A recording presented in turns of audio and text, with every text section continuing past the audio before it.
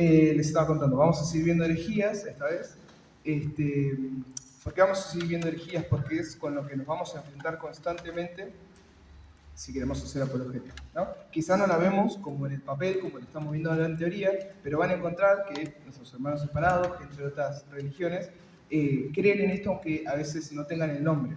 A veces te explican sus creencias y uno, si conoce, puede detectar, ok, esta es la herejía de tanto, no cree en Jesús como Dios, ¿cómo le respondemos? ¿No? Por eso es importante analizar la teoría, herejías que capaz que nacieron hace 1600 años, pero que hoy siguen vigentes, como es el arrianismo, esto que decíamos de que Jesús no es Dios, hoy sigue tan vigente como cuando salió. Así que por eso es importante seguir estudiando. Y hoy vamos a seguir viendo cosas frecuentemente que nos recriminan, ¿no? Frecuentemente que se cree de manera diferente en otras ramas y que nosotros lo vemos, como siempre decimos, con la verdad, ¿no? Con la verdad bíblica y con la verdad del magisterio. Así que bueno, ya vamos a arrancar con el primer tema. A esto, cada vez que saltemos de una herejía a otra, ustedes pueden hacer las preguntas que quieran, levanten la mano. Entiendo que a veces puede ser medio complejo, así que los invito a que levanten la mano, o a los que nos van a estar viendo por la grabación, que manden mensaje para poder respondernos, porque a veces quedan grises que hay que solucionar para poder cerrar la idea. Así que vamos con la primera. Resulta que Lutero, cuando se separa de la Iglesia Católica, esa historia ya la conocemos, crea 5 doctrinas sobre las cuales se basaba su nueva religión, ¿no? Una de estas doctrinas era la sola fides, solo fe. ¿Qué significa esto? Que Lutero defendía, y es lo que defienden hoy todas y cada una de las ramas protestantes, sin excepción, que el hombre se salva solo y únicamente por fe. Que a partir del momento en que yo digo creo en Jesús, ya soy salvo, independientemente de lo que haga. Por eso es que no vemos en las iglesias protestantes sacramentos, no vemos la confesión, solo es gente que va a adorar, entre comillas, a celebrar, entre comillas, y vive su vida así. Después vive su vida sin Dios.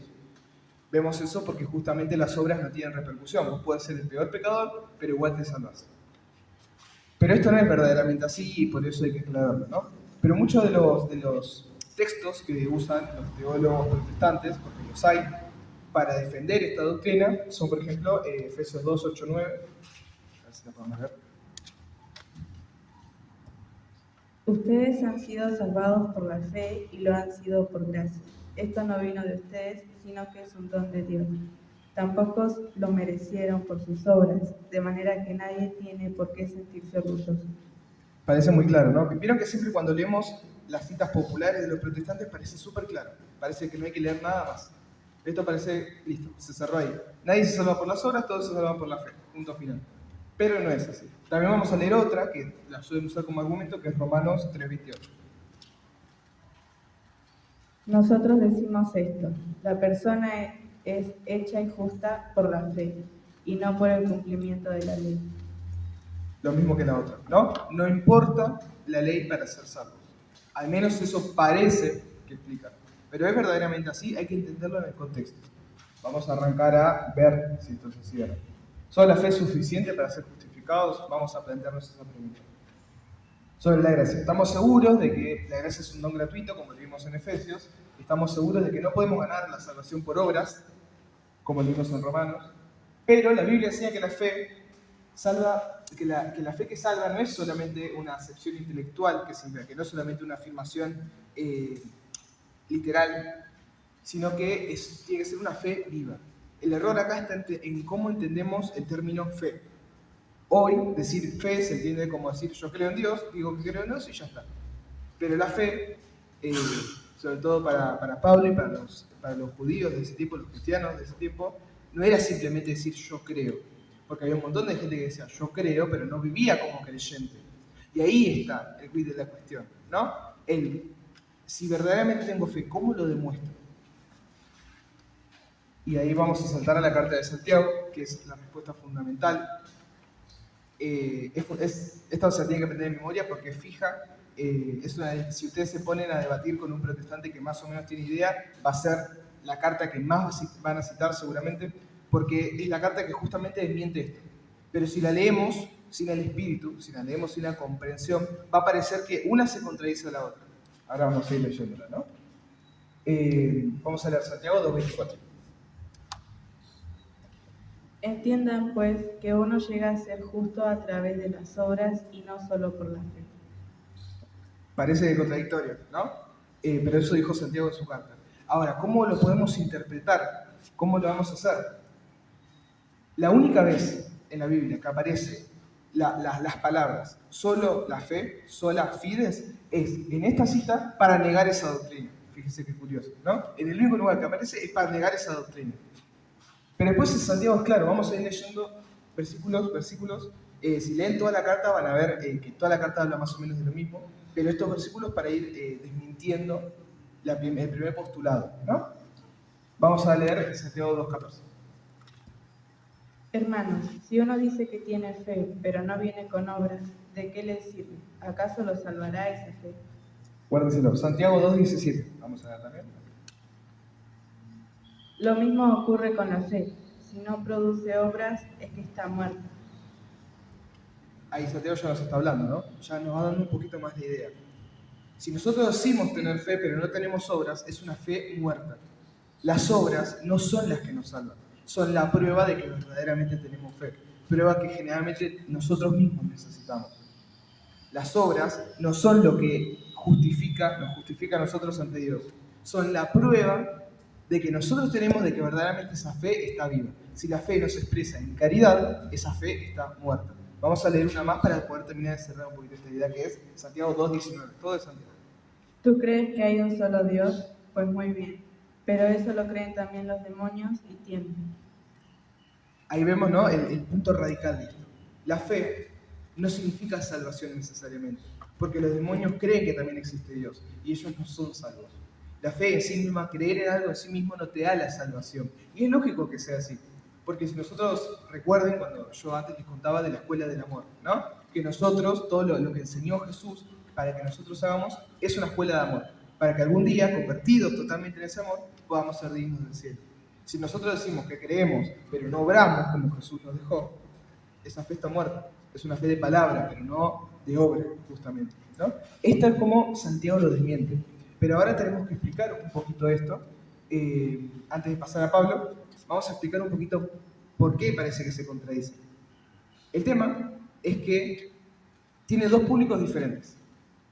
Son dos públicos totalmente diferentes. Pablo en su carta le hablaba a un pueblo, ¿no?, a ese pueblo que pensaba, por ser más judaizante, que por las obras se salvaba. Piensen en los fariseos.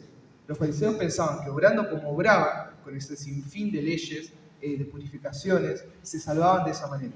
Y sin embargo Jesús viene a romper con eso. Viene a decirles, no, esta no es la manera en que tienen que ser salvos. Se lavan las manos por afuera, pero su corazón está sucio. Eso es lo que decía Jesús. Y tenía mucha razón, porque estaba explicando esto mismo, ¿no? Esto es cuando tenemos que hablar del contexto paulino. Cuando Pablo dice no por obras, que no nos salvamos por obras, se refiere a, uno, las obras mosaicas, de la ley mosaica de Moisés, que son la circuncisión, los ritos judíos, etc. Esto lo que hace es romper con el paradigma de que los judíos pensaban que solo ellos se salvaban. No, Jesús vino a salvar a todos. Por eso hay que romper con la ley. Los que no pertenecen al pueblo judío no tienen que seguir con la ley. Esto lo explicó Jesús y lo aclararon sus discípulos. Por eso es que Pablo lo dice, nadie se salva por obras, como los judíos creían que se tenían que salvar haciendo ese tipo de obras, ¿no? La circuncisión, la entrega de los niños al templo, etc. Pero también, el segundo punto, la segunda idea de esto, es que la idea de que nos podemos merecer la gracia de Dios no puede ser por mérito propio. ¿Qué significa? Que nosotros no podemos ganar la salvación por mérito propio. Era algo que mucha gente pensaba, porque piensen, ¿no?, las religiones de ese momento eran todas de obras, vacías de fe, pero eran todo obras, sacrificios, entregas, ayunos, todo eran obras, ¿no? Entonces había gente que creía que por las obras y sin la fe se podía salvar. Ojo que esto es algo que todavía nos pasa. Hay gente que puede venir a misa, que puede rezar mucho, pero si tiene la fe apagada, no va a servir de nada. Esto es lo mismo, ¿no? Tanto Pablo como Santiago vienen a romper ese paradigma fijo. Nosotros no nos salvamos solo por las cosas que hacemos, ni nos salvamos solamente por decir creo en Dios. Nosotros nos salvamos por la fe que demuestra estar viva con las obras. Y ahí se explica y no se contradice una carta con la otra, ¿no? Esa es la manera en que nosotros conectamos estas dos ideas para generar una sola. Pero la tenemos que entender así porque sabemos que la palabra de Dios no se puede contradecir. Y es muy lindo saber esto porque cuando nosotros encontramos una contradicción, o lo que nos parece una contradicción, ahí tenemos que dudar. ¿Lo estoy leyendo bien? ¿Lo estoy leyendo con el Espíritu? ¿Estoy entendiendo lo que me está queriendo decir? Ante todo no hay que dudar de la palabra de Dios, porque sabemos que la palabra de Dios, que Dios no se va a contradecir. Ahí tenemos que dudar nosotros. Y muchas veces, bajo esta duda, podemos llegar a la verdad. Porque si lo pasáramos de alto, quizás seguiríamos pensando que solo por decir creo en Dios me salvo, o solo por hacer determinadas cosas me salvo. Pero gracias a esa duda muchas veces llegamos a la verdad. Y es esta duda la que también nosotros como apologetas católicos vamos a aprovechar para poder hacerle ver a nuestro hermano protestante, separado, etcétera, que esto se tiene que entender así. Y que se necesitan obras que demuestren la fe que tenemos para poder ser salvos. Por eso tenemos los sacramentos, que son los signos visibles de la gracia invisible de Dios, ¿no? Son los signos que nosotros podemos ver, que podemos sentir, que Dios nos da, para que de esa manera sepamos que su gracia está obrando en nosotros. Todas las obras dentro de nuestra fe, dentro de nuestro credo, tienen un objetivo espiritual. Esto es lo mismo. Las obras de caridad tienen que nacer de la fe. Por eso puede haber gente muy buena en el mundo, pero si no tiene fe tampoco se salva, porque no depende de las obras, ¿no? Es un ejemplo un poquito más reciente. Y acá vamos a ver cómo también Pablo explica esto mismo, y si leemos un poquito más de él en sus otras cartas, nos vamos a dar cuenta de esto. Vamos a leer Gálatas 5:6. Para los que están en Cristo Jesús, ya no son ventajas el tener o no tener circuncisión. Solamente vale la fe que actúa mediante el amor. Ahí está, ¿ven? Ya no valen las obras, por ejemplo, la circuncisión, ya no tiene sentido, sino la fe que obra en el amor. Ya no necesitamos la ley judía, porque para nosotros ya no tiene sentido. Nosotros somos hombres nuevos en Jesús, no en la ley, ¿no? También vamos a leer Romanos 2, 6, 7. Él pagará a cada uno de acuerdo con sus obras.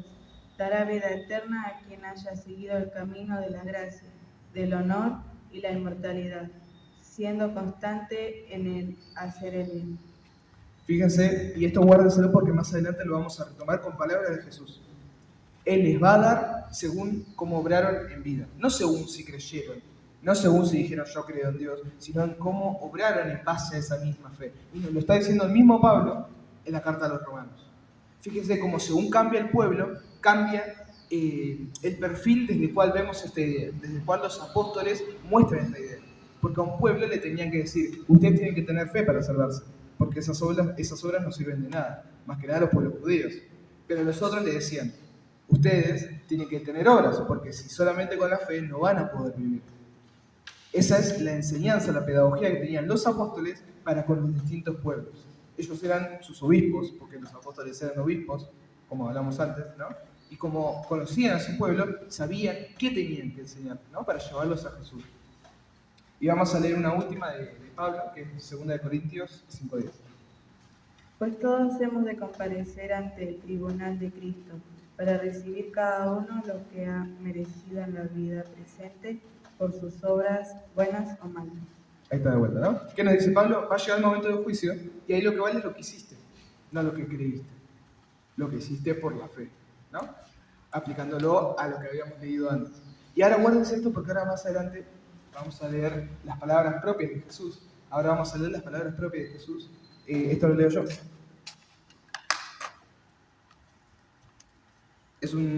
Van a ser varios versículos, pero seguramente los conocen, ¿no? Que dice así. Cuando el Hijo del Hombre venga en su gloria, acompañado de todos sus ángeles, se sentará en su trono glorioso. Entonces serán congregadas delante de él todas las naciones, y él irá separando a unos de otros, como el pastor separa las ovejas de los cabritos. Pondrá las ovejas a su derecha y los cabritos a su izquierda. Entonces dirá el rey a los de su derecha: venid, benditos de mi Padre, recibid la herencia del reino preparado para vosotros desde la creación del mundo. Porque tuve hambre y me disteis de comer, tuve sed y me disteis de beber, era forastero y me acogisteis, estaba desnudo y me vestisteis, enfermo y me visitasteis, en la cárcel y acudisteis a mí.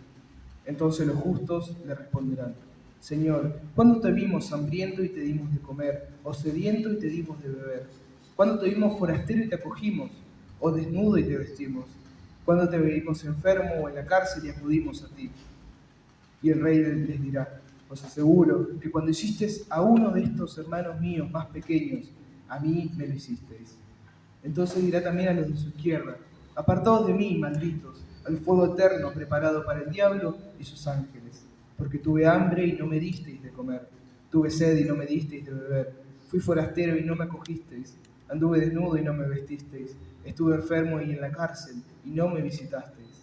Entonces dirán también estos, Señor, ¿cuándo te vimos hambriento, sediento, o forastero, desnudo o enfermo, o en la cárcel y no te asistimos? Y él entonces les responderá, os aseguro que en cuanto dejasteis de hacer con uno de estos más pequeños, también conmigo dejasteis de hacer. E irán estos a un castigo eterno y los justos a una vida eterna.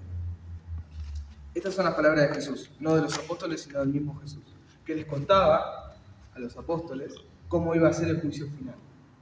Acá Jesús no le dice a los cabritos y a las ovejas, vengan a mí, bendito de mi Padre, porque creyeron en mí. No, le dice, vengan a mí porque me cogiste cuando te...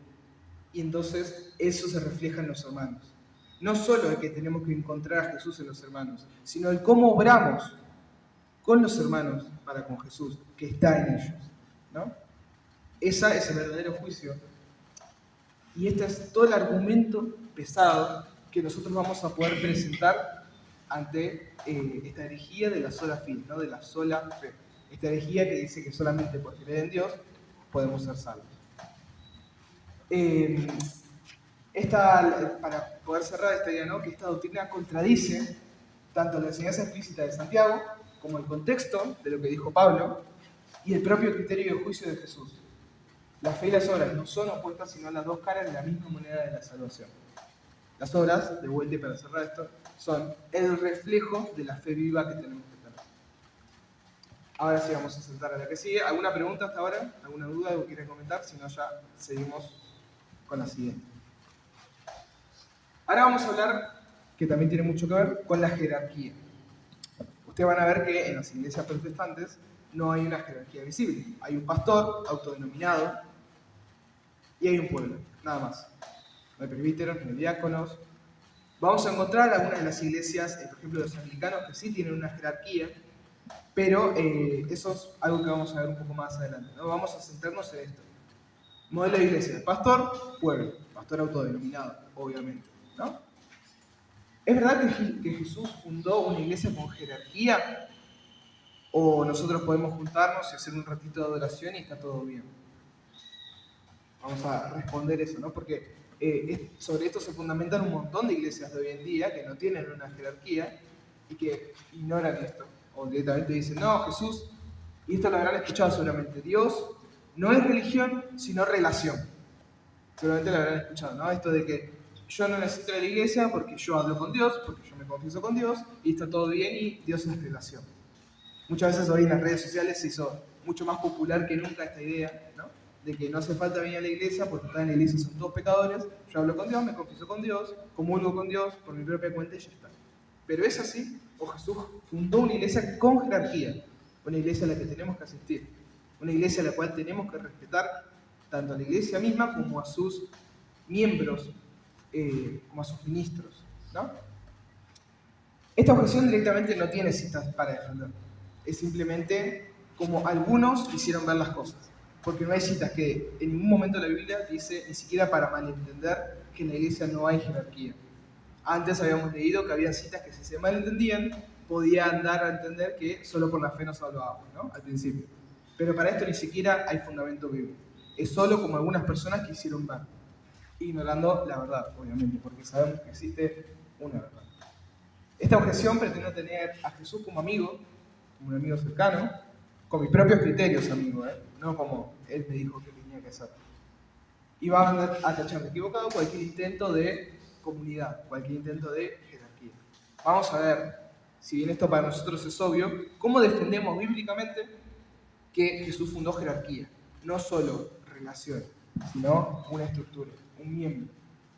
Primero vamos a hacer un repaso de Pedro, que esto ya lo vimos varias veces en el taller, pero es como la pieza fundamental de toda nuestra labor apologética, porque sobre Pedro se funda nuestra iglesia y es el principal tema de debate con los cristianos no católicos, ¿no? Pedro, la cabeza visible. Vamos a leer Mateo 16, 18. Y ahora yo te digo, tú eres Pedro, o sea, piedra, y sobre esta piedra edificaré mi iglesia. Los poderes de la muerte jamás la podrán vencer. Pedro, bueno, ya hablamos, ¿no?, de lo que significaba Pedro, que aparecía Petros y Petra, pero que en hebreo, en arameo, que es el idioma que hablaba Jesús, era Kefas, para ambas. Bueno, esto, si lo quieren ver, repasen el encuentro, que ya hablamos bastante de esto. Sabemos que Pedro fue la cabeza sobre la que Jesús fundó su iglesia. Jesús no dijo, yo la fundo sobre mí, dijo, la fundo sobre Pedro, sobre un hombre. Y después le dijo, vamos a leer Mateo 16, 19, una después, que también es muy importante. Yo te daré las llaves del reino de los cielos. Lo que ates en la tierra quedará atado en el cielo, y lo que desates en la tierra quedará desatado en el cielo. Vamos a hacer un repaso qué significaban las llaves. Es muy importante entender qué significan en el contexto bíblico, en el contexto de Israel, las llaves que Jesús ahora le otorga a Pedro. Esto hay que entenderlo como se entendía en ese momento, porque es lo que le da el cierre a esta idea, ¿no?, de Pedro como quién, como vicario de Cristo. Así que para entender eso vamos a leer Isaías 22, 22. Pondré en sus manos la llave de la casa de David. Cuando él abra, nadie más podrá cerrar, y cuando él cierre, nadie más podrá abrir. Ahí Isaías le está dando las llaves a su ministro, a quien va a ser su ministro, y esa persona que iba a tener las llaves va a tener control total sobre el reino. Va a ser el rey en tanto el rey no esté. Y va a ser el rey en tanto el rey de Israel no estuviera presente, ¿no? Pero también es una prefiguración. ¿De qué? De esto. Del momento en el que Jesús le va a dar a Pedro las llaves del reino. Las llaves significan autoridad. Recuerden lo que le había dicho antes, todo lo que ates en la tierra quedará atado en el cielo, y todo lo que desates en la tierra quedará desatado en el cielo. No solo le da autoridad política a Pedro, también le da autoridad espiritual, autoridad de dejar afuera a las personas que no se merecen estar en el cielo, y lo deja al propio criterio de Pedro. Fíjense que esto no es simplemente un rol jerárquico, político, para gobernar, sino verdaderamente un rol con fuerza espiritual. Verdaderamente le estaba dando el poder sobre las personas a Pedro, quien iba a ser cabeza de la iglesia, ¿no? Y después esto se termina de confirmar cuando después de la muerte de Jesús se les aparece a los discípulos en Juan 21, 15 al 17. Después de haber comido, dice Jesús a Simón Pedro: Simón de Juan, ¿me amas más que esto? Él le dice: Sí, Señor, tú sabes que te quiero. Le dice Jesús: apacienta mis corderos. Vuelve a decirle por segunda vez: Simón de Juan, ¿me amas? Le dice él: Sí, Señor, tú sabes que te quiero. Le dice Jesús: apacienta mis ovejas. Le dice por tercera vez: Simón de Juan, ¿me quieres? Se entristeció Pedro de que le preguntase por tercera vez: ¿me quieres? Y le dijo: Señor, tú que lo sabes todo, tú sabes que te quiero. Le dice Jesús: apacienta mis ovejas. Primera distinción importante: ovejas y corderos. Vemos que Jesús nombra a estos dos animales que no son los mismos. ¿Por qué Jesús nombra a estos dos animales? Para hacer una distinción teológica importante. Las ovejas vienen a representar al pueblo, a todo el pueblo de Dios. Los corderos vienen a representar a la jerarquía de la iglesia, a los ministros, a los apóstoles. Por eso es que hace esa distinción. Pedro no solo tiene autoridad sobre el pueblo, los laicos como seríamos nosotros, también tiene autoridad por sobre el resto de los apóstoles, quienes hoy son los obispos. Y hoy el representante de Pedro es el Papa, ¿no? Por eso es que esa línea de autoridad que nace en Pedro sigue en los obispos, en los apóstoles, y termina en nosotros, se mantiene hasta el día de hoy. Y la segunda distinción, el segundo tache importante de esta cita del Evangelio, lo vamos a notar en esto. Jesús le dice: Pedro, ¿tú me amas? Amar. Sí, Señor, tú sabes que te quiero. Hay una distinción muy importante de palabras. Le vuelvo a preguntar: Pedro, ¿tú me amas? Sí, Señor, tú sabes que te quiero. Y la tercera vez le pregunta: Pedro, ¿tú me quieres? Señor, tú sabes todas las cosas, tú sabes que te quiero. Ahí lo que está haciendo Jesús es ponerle a Pedro un estándar más alto. Jesús sabía que Pedro no lo podía amar con todo su corazón, y eso nos habla de la imperfección. Pedro y su sucesor no tiene que ser alguien perfecto. Él no amaba a Jesús con todo su corazón, pero se esforzaba. Por eso es la distinción. Pedro, tú me amas, Señor, tú sabes que te quiero, ¿no? Ahí está el esfuerzo, el saber que Pedro no era perfecto, como hoy el Papa no es perfecto, pero sigue manteniendo a sí mismo su rol, sigue manteniendo el poder que se le había dado. Por eso finalmente le dice, Pedro, tú me quieres, tú sabes todas las cosas, tú sabes que te quiero, apacienta mis corderos, ¿no? Y le da la misma misión. Ahí lo que nos está diciendo, tras bambalinas, es esto. No importa que Pedro, su representante, sea imperfecto, él va a seguir teniendo la autoridad que Jesús le dio. Y hoy esto nos sirve saberlo porque muchas veces los argumentos es ¿cómo puede ser que el Papa sea el representante de Cristo si es un hombre? Bueno, es el mismo Cristo quien decide que esto sea así, en Pedro. Ahora vamos a hablar de los apóstoles. Esto hablamos para defender al Papa, ¿no? A quien todos sabemos de lo que ya habíamos hablado antes. Ahora vamos a ver los apóstoles. Jesús funda una escuela de apóstoles, quienes hoy son los obispos. Vamos a ver, ¿no? Vamos a leer Mateo 28, 19 20. Id pues y haced discípulos a toda la gente, bautizándolos en el nombre del Padre, del Hijo y del Espíritu Santo, y enseñándoles a guardar todo lo que yo os he mandado. Y he aquí que yo estoy con vosotros todos los días hasta el fin del mundo. Eso se lo dice solamente a los apóstoles. Sabemos que Jesús había momentos que le hablaba a todo el pueblo, como en el Sermón de la Montaña, y había momentos en que hablaba en privado con los apóstoles. Este es uno de los momentos en los que hablaba con los apóstoles, que los manda a predicar, a bautizar y a enseñar lo que Jesús les había enseñado. Y les dice, he aquí que yo estoy con ustedes hasta el fin de los tiempos. Esa es la promesa que hace Jesús. Esa promesa es la promesa del auxilio del Espíritu Santo, ¿no? Que tenemos por medio del Espíritu Santo. Jesús da el Espíritu Santo desde ese momento hasta el fin de los tiempos para que cumpla el rol de obispos, de apóstoles, ¿no? Pues estamos hablando de lo mismo, tengan el auxilio del Espíritu Santo para hablar en la persona de Cristo. Por eso es que Jesús nos manda a bautizar, ¿no? a las personas. Bautícelas en el nombre del Padre, del Hijo y del Espíritu Santo. Después también vamos a ver que tienen autoridad para santificar. Hablamos de que tienen autoridad para enseñar, ahora para santificar, es decir, los sacramentos. Vamos a leer Lucas 22, 19. Tomó luego pan y dadas las gracias lo partió y se lo dio diciendo, este es mi cuerpo, que es entregado por vosotros. Haced esto en recuerdo mío. Ahí está, ¿no? Estas son las palabras de la institución, todas las conocemos.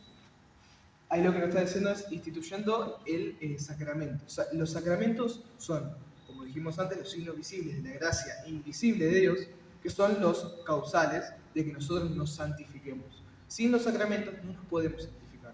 Es la gracia de Dios que actúa en nosotros. Por eso son necesarios, ¿no? Porque son la manera que nosotros tenemos para comprender esa gracia que funciona adentro nuestro. Ahí le está dando autoridad para santificar. Haced esto en memoria mía. Le dice que vuelva a repetir esa última cena, que vuelva a repetir la Eucaristía en memoria de él. Y esa Eucaristía va a seguir teniendo la misma presencia de Jesús, ¿no? No es un símbolo. Bueno, ya hablamos también de esto, ¿no? Que la Eucaristía no es un símbolo, lo hablamos en el encuentro pasado, es verdaderamente la presencia de Cristo. Después también van a tener autoridad para gobernar, finalmente, esto hablamos de materia espiritual, pero también van a tener autoridad para gobernar políticamente, si se quiere, ¿no? La iglesia que está en la tierra. Vamos a leer Juan 20, 21. Me faltó el de la confesión. Después, respecto a lo de los sacramentos, no solo tenemos la Eucaristía, sino también la confesión. Muy importante, se me estaba pasando, gracias por hacerme acordar. Vamos a leer Juan 20, 21. A quienes perdonéis los pecados les quedarán perdonados, a quienes se los detengáis les quedarán retenidos. De vuelta, y fíjense que primero a Pedro le da la autoridad para atar y desatar, ¿no? Pero ahora, hablándole a todos los apóstoles, le dice, a quienes les perdonéis los pecados les quedarán perdonados, y a quienes se les retuvieseis les quedarán retenidos, ¿no? Ahí está dando autoridad para perdonar pecados. Y fíjense qué importante esto, porque en el pueblo judío, decir, si yo iba, ¿no? Y decía que yo podía perdonar pecados, era una blasfemia y me podían apedrear. Por eso es que Jesús, cuando le dice al paralítico, tus pecados te quedan perdonados, se enojan tanto y lo quieren apedrear. Y Jesús se tiene que ir. Es una blasfemia muy importante. Por eso es tan importante que Jesús le dé este poder a los apóstoles. en este contexto, en el contexto judío del que acaban de salir, le está dando mucho poder. Le está dando el mismo poder que tenía solamente Dios. Porque los judíos creían que solo Dios perdonaba los pecados. Ese poder se los está otorgando a todos los apóstoles. Ahí es donde nacen nuestros sacramentos. De donde tomamos la idea de los sacramentos para poder construirla como la construimos. Y la confesión es lo mismo que estamos haciendo ahora. Si Jesús les manda a ellos y les dice que tienen autoridad para perdonar o para retener, significa que evidentemente tenemos que confesar esos mismos pecados, ¿no? No basta con confesarnos con Dios porque ahí nadie nos lo va a perdonar ni nos lo va a retener. Si no fuera necesario confesarnos con un sacerdote, con otra persona, Jesús no habría instituido esto. Sin embargo, les da autoridad para perdonar. Y ahora sí vamos a hablar del tema del gobernar, vamos a leer Juan 20:21. Jesús les dijo otra vez: la paz con vosotros. Como el Padre me envió, también yo os envío. Como el Padre me envió, también yo os envío, ¿no? Ahí lo que está haciendo es una delegación de poder. Como el Padre lo envió a él, a Jesús, a su propio Hijo, Jesús le da ese mismo envío a los apóstoles. ¿Para qué? Para actuar también en su persona, ¿no? Vamos a saltar, porque venimos un poco lentos y si no, no vamos a llegar.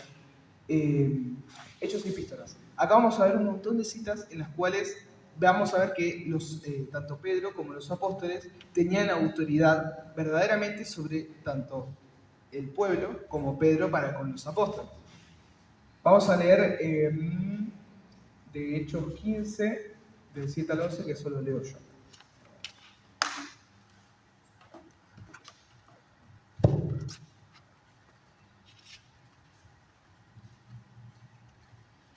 Dice, después de una larga discusión, vamos a ver un poquito de contexto antes de leer, ¿no? Ellos se reúnen en un consejo para deliberar sobre un problema, como una especie de concilio.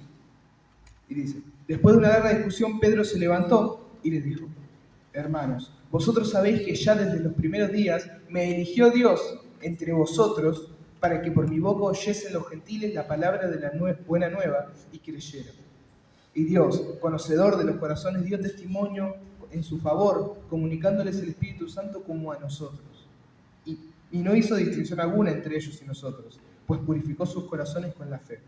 ¿Por qué, pues, ahora tentáis a Dios queriendo poner sobre el cuello de los discípulos un yugo que ni nuestros padres ni nosotros pudimos sobrellevar? Nosotros creímos más bien que nos salvamos por la gracia del Señor Jesús, del mismo modo que ellos. No nos interesa tanto el tema de por qué estaban reunidos, sino el cómo Pedro se levanta y verdaderamente dice, yo entre ustedes fui elegido para anunciar la buena nueva. Ahí Pedro, no en un acto de soberbia, sino de verdad, de afirmar su posición, les está diciendo, yo entre ustedes fui elegido para gobernar, para llevar la buena noticia del reino, ¿no? Esto es el primer concilio de la iglesia, un detalle muy importante que se va a llamar Concilio de Jerusalén. Y es cuando surge la primera gran disputa doctrinal sobre los gentiles y la circuncisión. La gente que no era judía se tenía que circuncidar, esa es la pregunta que trataba el concilio. Si bien no nos compete tanto, es bueno saberlo para entender el contexto, ¿no? De cómo se da esto. Y ahí es cuando Pedro emite el juicio decisivo que termina con el concilio, ¿no? También vamos a ver el tema de la ordenación de los diáconos, porque hasta ahora vimos al Papa, al resto de los apóstoles, los obispos, y ahora vamos a ver los diáconos y después vamos a pasar a los presbíteros, ¿no? Así que vamos a leer Hechos 6:1-6, que también lo leo.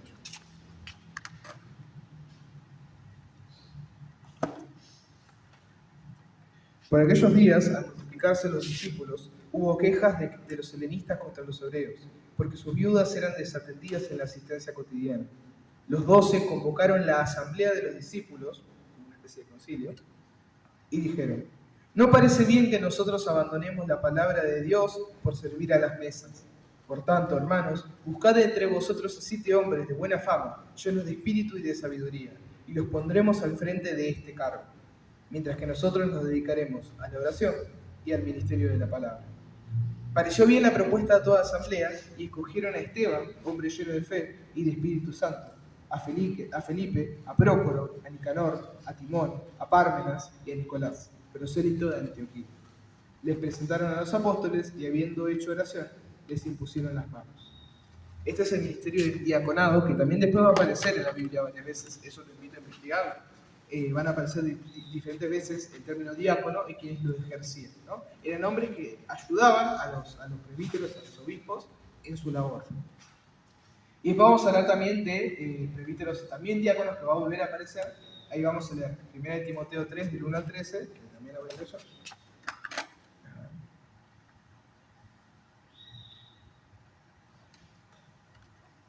Es cierta esta afirmación. Si alguno aspira al cargo de episcopo, acá una aclaración.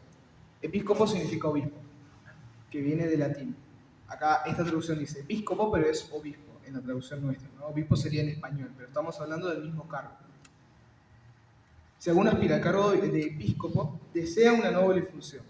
Es pues necesario que el episcopo, obispo, sea irreprensible, casado una sola vez, sobrio, sensato, educado, hospitalario, apto para enseñar, ni bebedor ni violento, sino moderado, enemigo de dependencias, desprendido del dinero, que gobierne bien su propia casa y mantenga sumisos a sus hijos con toda dignidad.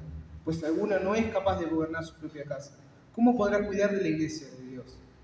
Que no sea neófito, no sea que es llevado por la soberbia, caiga en la misma condenación del diablo. Es necesario también que tenga buena fama entre los de fuera, para que no caiga en descrédito y en las redes del diablo. También los diáconos deben ser dignos, sin doblez, ni dados a beber mucho vino ni a negocios sucios, que guarden el misterio de la fe con una conciencia pura. Primero se les someterá a prueba y después, si fuesen irreprensibles, serán diáconos. Las mujeres igualmente deben ser dignas, no calumniadoras, sobrias, fieles en todo. Los diáconos sean casados una sola vez y gobiernen bien a sus hijos y su propia casa, porque los que ejercen bien el diaconado alcanzan un puesto honroso y grande entereza en la fe de Cristo Jesús. Ahí nos habla más bien del puesto de diácono, ¿no? Y lo diferencia del puesto de episcopo de obispo.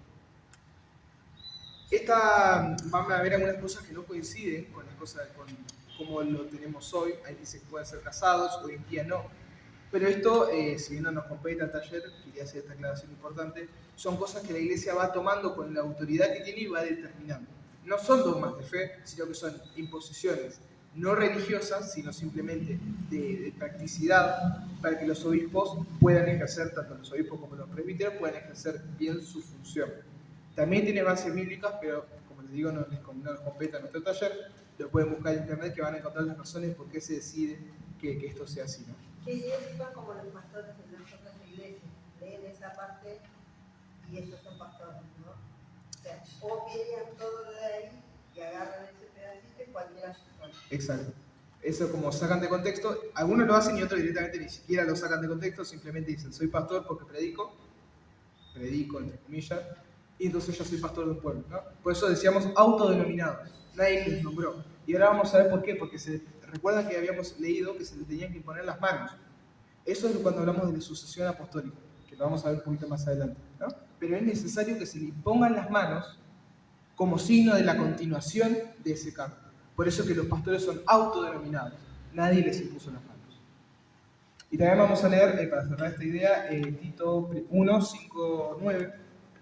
Ese sí lo tenés, ¿no? Primera de Tito 5, versículo 9.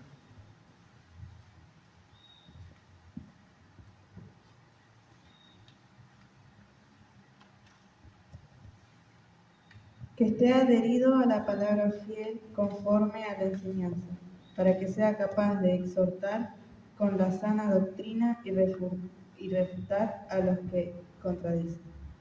Nos sigue hablando, ¿no?, de las características que tiene que tener la persona que va a ejercer este puesto, ¿no? Estamos hablando de lo mismo, de cada rol que vamos a tener. Son esos tres del ministerio que se llama sacerdotal, son esos tres cargos que hoy se mantienen: obispo, sacerdote y diácono, ¿no? Ahora vamos a pasar. Es para concluir un poquito esto, ¿no? Nosotros ahí estamos viendo que los apóstoles no solo creían, sino que sabían y llevaron adelante esta tarea de poner jerarquía en la iglesia. La vieron como necesaria. Y es más, nosotros estamos hablando recién de que la iglesia estableció, por ejemplo, el celibato como algo necesario. Y lo hace la iglesia desde su autoridad. Piensen que los apóstoles también desde su autoridad instituyeron el diaconado. Eso no lo instituyó Jesús. Vieron que decía, como necesitaban ayuda en sus tareas, instituyeron el diaconado. La iglesia tiene autoridad para hacer estas cosas y las puede hacer, y está bien que las haga. Por eso es que no hay que cuestionar, sino que hay que entender quién es la iglesia que puede decir esto. Quién es la iglesia que puede determinar la verdad de fe. No cualquiera, sino el cuerpo místico de Cristo. Vamos a saltar la que sigue antes. Si alguno tiene alguna duda, o alguna idea, podemos reflexionar ahora, si no ya saltamos al tema de la sucesión, que está enganchado con esto. Sí. No sé si es porque no me están escuchando o porque les quedó muy claro. Espero que sea por los segundos. ¿Existe verdaderamente una sucesión apostólica? Esto es fundamental para entender. ¿Por qué seguimos siendo la misma iglesia que hace 2000 años? ¿Y por qué las otras iglesias no tienen autoridad? ¿Por qué no pueden hacer lo que hacemos nosotros? ¿Por qué si yo me abro una nueva iglesia, no puedo celebrar la Eucaristía? ¿Por qué no puedo? Y ahí vamos a entrar el tema de la sucesión apostólica, lo cual rompe con la idea de cualquier otra iglesia. No hay iglesia que pueda tener esto. Por eso es que no hay otra iglesia que pueda ser verdadera excepto la católica. Pero sin embargo, sabemos que hay muchas iglesias. Porque eso la funda cualquiera, se nos fue alguno y se abrió otra por allá. Eso es una cuestión muy común, ¿no? Yo me enojo con esto. Es más, muchas veces los que han fundado iglesias evangélicas fueron ex católicos que no les gustó, entonces se abrieron la suya propia. Ahora, vamos a ver, ¿realmente existe esta sucesión apostólica? ¿Es algo de lo que podemos confiarnos o no? Y ahora vamos a hablar de la postura de la iglesia respecto a esto. ¿Qué nos dice la iglesia para nosotros, ¿no? Sobre esta sucesión apostólica? Jesús funda una sola iglesia en Pedro, como lo que leímos antes. Tú eres Pedro y sobre esta piedra edificaré mi iglesia. Hay una sola iglesia que está sobre Pedro, no miles de iglesias. Y él quería la unidad. Vamos a leer Juan 17:21.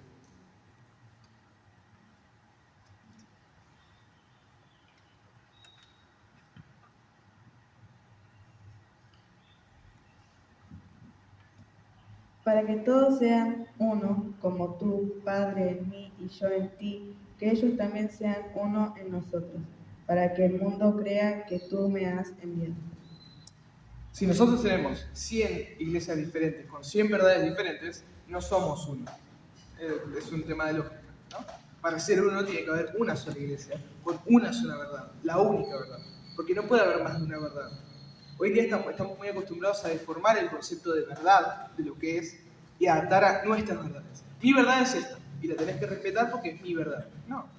Hay una sola verdad sobre las cosas. El resto son opiniones o creencias autoinventadas. Pero la gente se ofende si le decís que no estás con la verdad, ¿no? Vos me tenés que respetar porque es mi verdad. No existe la verdad de uno. Existe la verdad, y existen creencias y existen mentiras.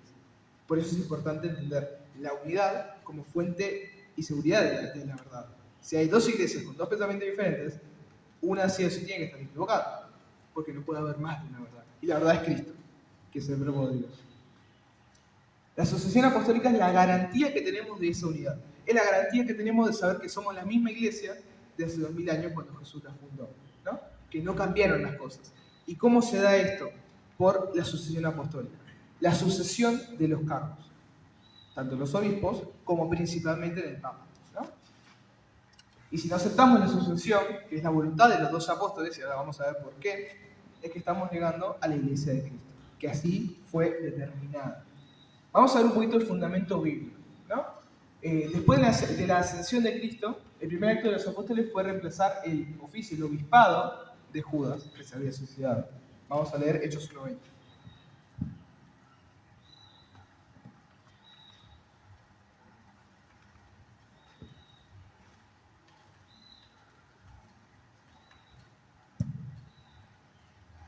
Pues en el libro de los Salmos está escrito: quede su majada desierta, y no haya quien habite en ella, y también que otro reciba su cargo. Que otro reciba su cargo. Fíjense cómo los apóstoles utilizan la Biblia, como la estamos usando ahora nosotros, para determinar que los cargos que se cerraban por la muerte de la persona tenían que ser reemplazados con otros.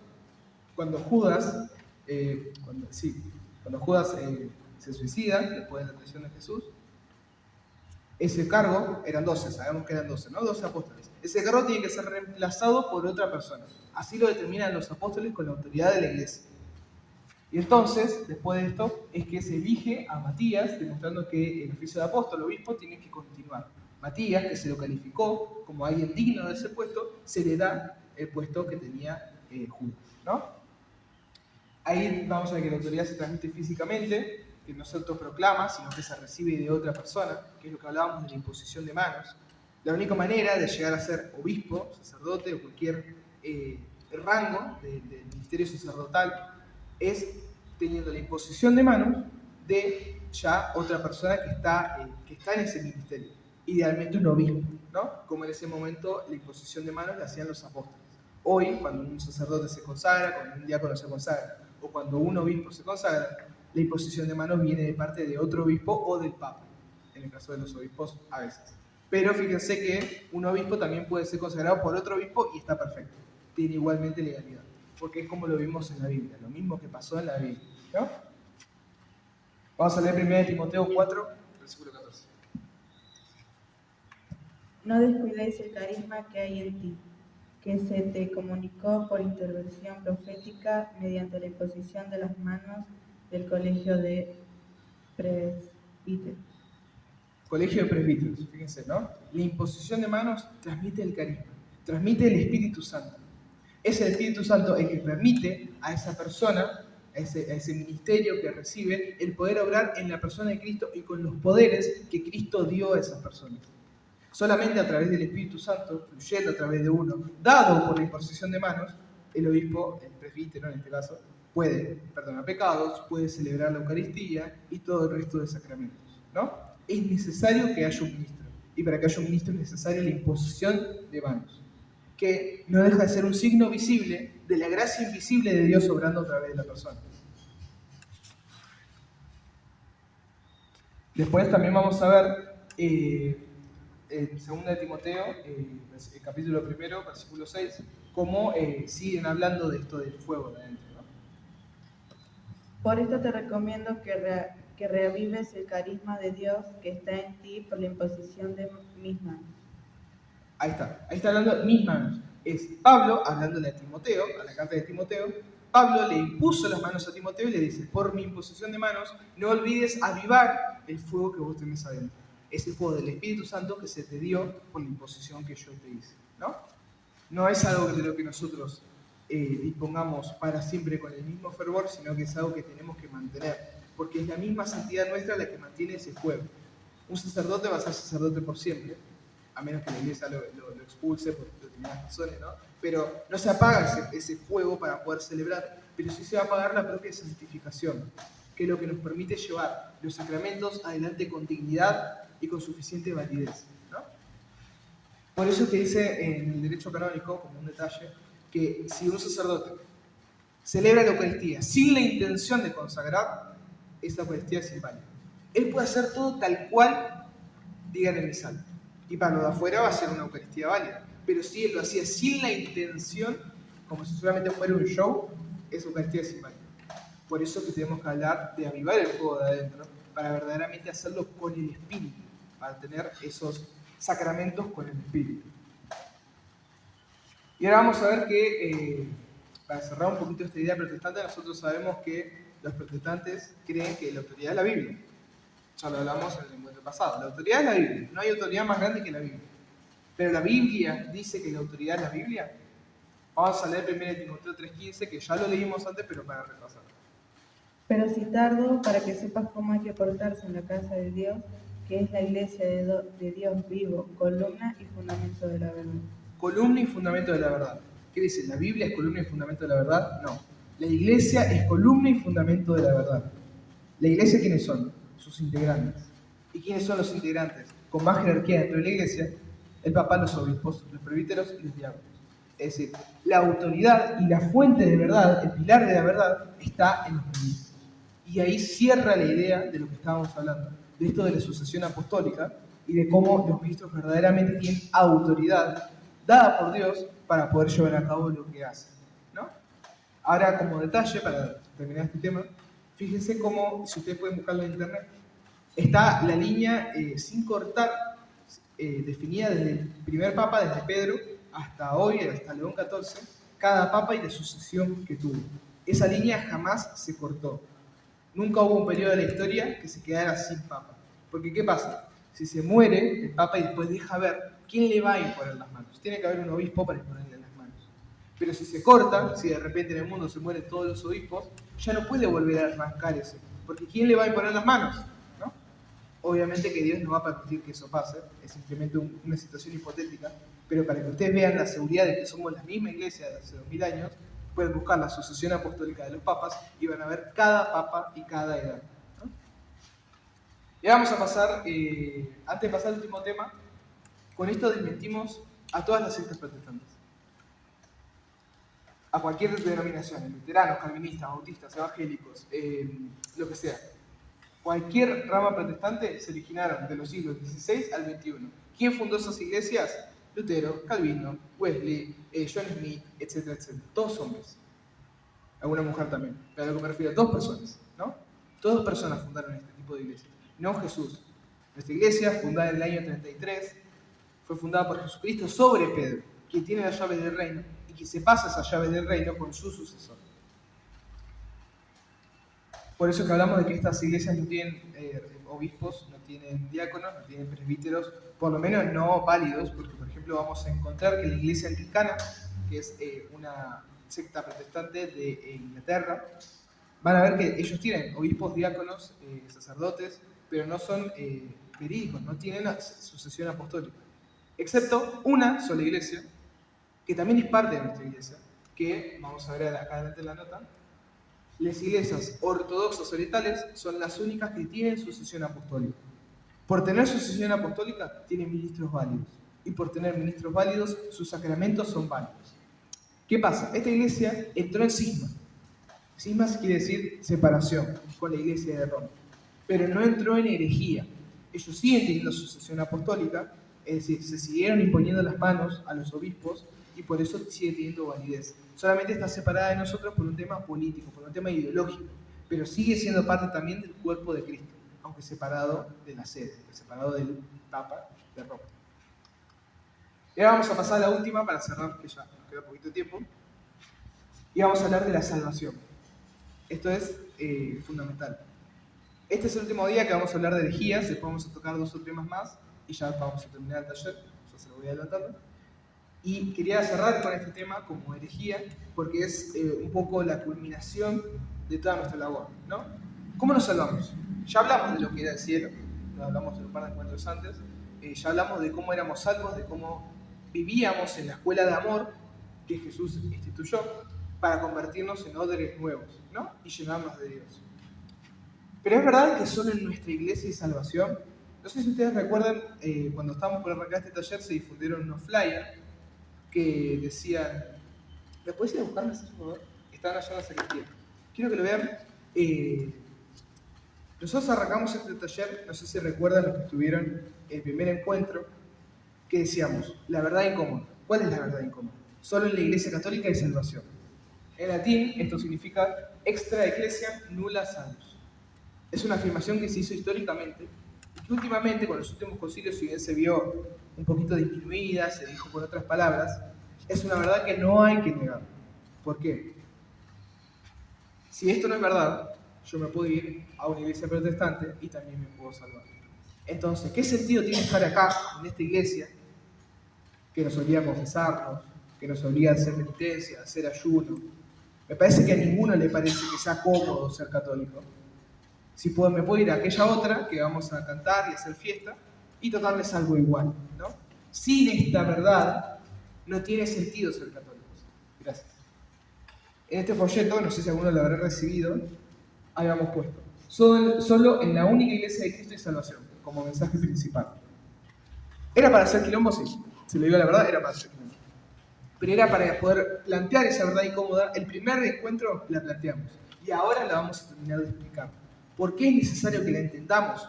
Bueno, esto para cerrar. ¿Por qué somos católicos? Esto responde a esa pregunta, porque si en otro lugar hubiera salvación, de vuelta no tendría sentido. Primero vamos a leer la formulación completa de esto, que es muy importante entenderla. ¿Por qué?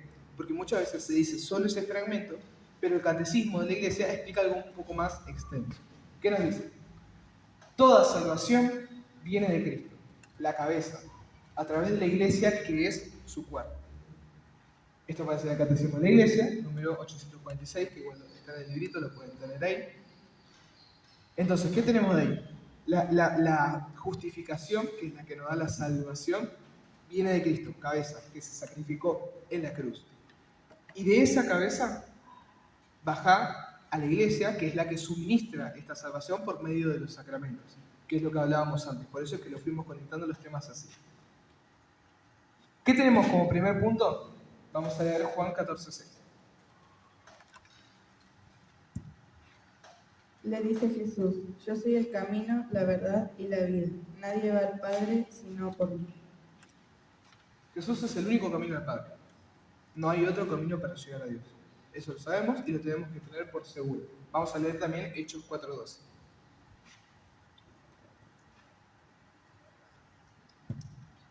Porque no hay bajo el cielo otro nombre dado a los hombres por el que nosotros debamos salvarnos.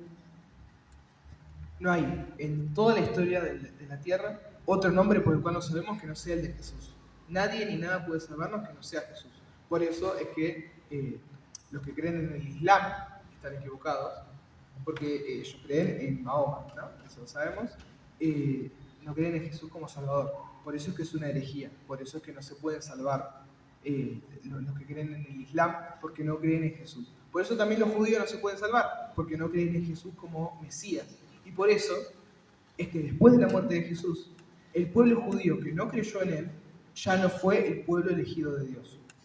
Esto es un punto teológico muy importante, también muy debatido, pero que hay que tener muy en claro. El pueblo judío, al rechazar a Jesús, rechazó a Dios, porque Jesús era Dios. A partir de ese momento rechaza su posición como pueblo de Dios. Por eso es que los judíos, que defienden su posición de judíos y conocen a Jesús, pero aún así lo niegan, no se pueden salvar. Y por eso es que seguramente hayan escuchado al Papa Francisco decir que para él el infierno estaba vacío. En más de una nota lo dijo. Pero nosotros sabemos por dogma de fe que el infierno tiene personas. Primero, como para estar más seguros que nunca, Judas Iscariote. El primero, ¿no? Después también tenemos a Lucifer, que es parte del canon bíblico. El infierno no está vacío. Pero también sabemos por ese tipo de cosas que también van a haber judíos en el infierno, los judíos que no aceptaron a Jesús. También van a haber gente que cree en el Islam, como también hay católicos, ¿eh? No se crea que por ser católicos ya somos salvos. Y esto lo vamos a hablar más adelante. Después vamos a tener que Jesús fundó la Iglesia Católica como su cuerpo místico en la tierra. Mateo 16:18, que es cuando lo funda sobre Pedro. Por eso digo, memorícenselo, porque ese versículo es fundamental para un montón de cosas. Y después también está Efesios 5:23, que ese sí lo vamos a leer.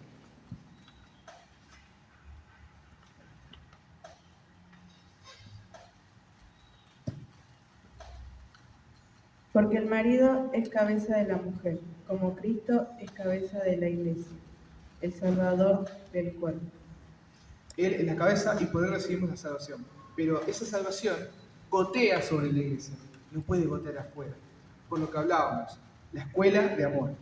Solo nosotros tenemos la verdad completa, la escuela de amor completa. Y después él mismo estableció la iglesia como el medio ordinario y necesario para la salvación, dándole los sacramentos, como el bautismo, para comunicar la gracia. Vamos a saltarnos los versículos porque ya estamos mal de tiempo, pero más de una vez vamos a ver que es necesario, por ejemplo, el bautismo para salvarse. Quien no nace en el agua y en el espíritu no tiene vida. Y acá hay que hacer un matiz crucial. ¿Qué pasa con aquellos que sin culpa propia no conocen a Jesús? ¿Qué pasa con un niño indio que no conoce ni nunca escuchó hablar de Jesús, ni de Dios, ni de Yahvé, ni de la Biblia, que muere a los 8 años y no lo pudo conocer? ¿Qué pasa con esa gente que verdaderamente no pudo conocer a Jesús? La iglesia enseña, basado en Romanos 2, 14 al 16, que eso sí lo vamos a leer.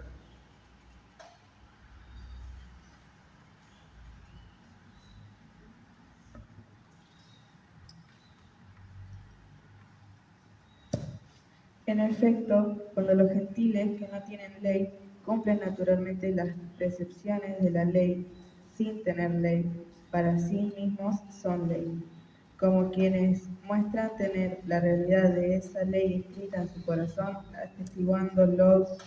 atestiguándolo su conciencia. Y los juicios contrapuestos de condenación o alabanza en el día en que Dios juzgará las acciones secretas de los hombres, según mi evangelio por Cristo Jesús. Acá aparece esta distinción fundamental. Podemos no saber, podemos no conocer a Jesús. Y está bien.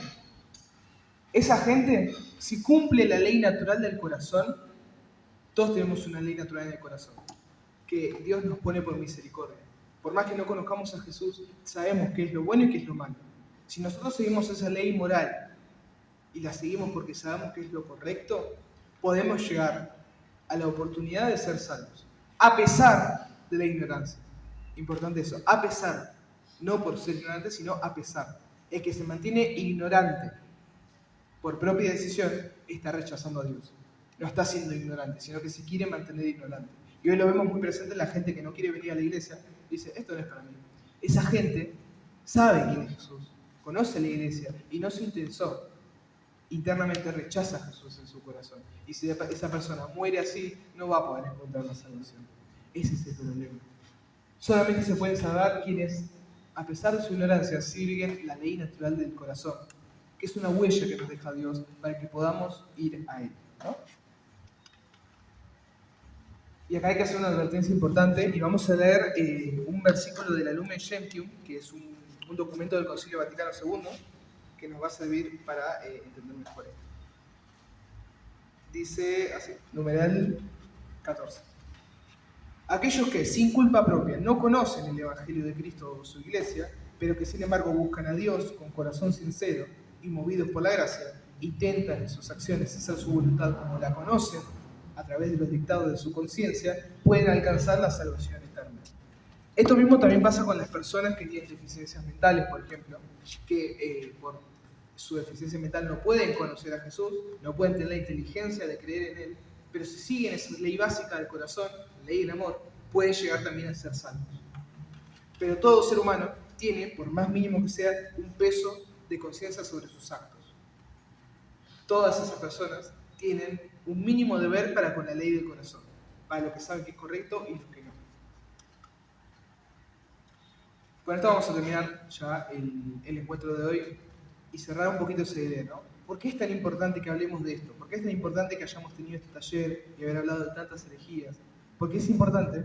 Porque las personas que pueden conocer a Jesús y no lo aceptan en su iglesia, la iglesia que Él fundó, no van a poder conseguir la salvación. Es así de trágico. Y yo les voy a repetir lo mismo que le dije en un encuentro pasado. Imagínense cuando nosotros estemos subiendo al cielo, si hacemos las cosas bien, Dios quiera, y nos encontremos en camino de bajada a un primo, a un hermano, a un tío, a un amigo, a cualquier tipo de familiar o conocido. Y ese familiar, ese primo, ese tío, ese conocido, ese padre, nos diga, ¿por qué no me dijiste?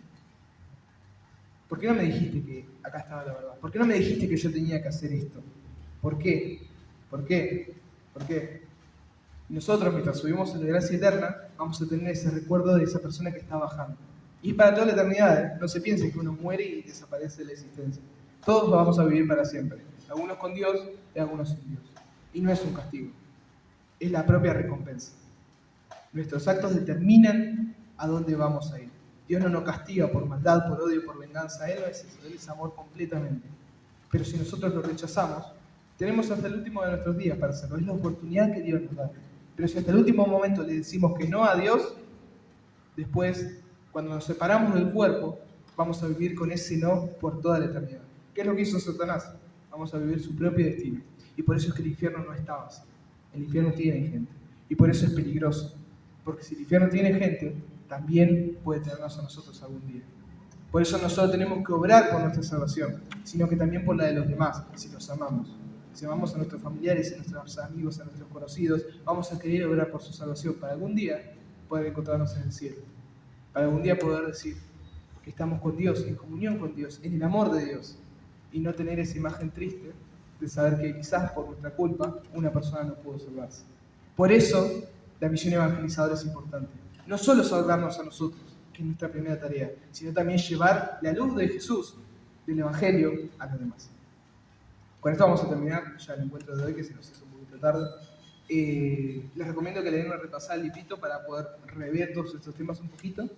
Si les queda alguna duda, les ruego, así se lo digo, les ruego que manden mensaje o que me hablen, lo que sea, porque es muy importante entender esto, sobre todo los últimos temas, para poder llevar adelante la misión evangelizadora. ¿Sí? De vuelta, como siempre les digo, muchas gracias por escuchar. Si sale bien, vamos a subir la grabación, porque estamos grabando con el teléfono porque tuvimos problemas. Así que si sale bien, van a tener la grabación entre mañana y pasado. Nos vemos la semana que viene. Ya faltan, creo que 3 encuentros más para terminar, así que estamos cerca del final.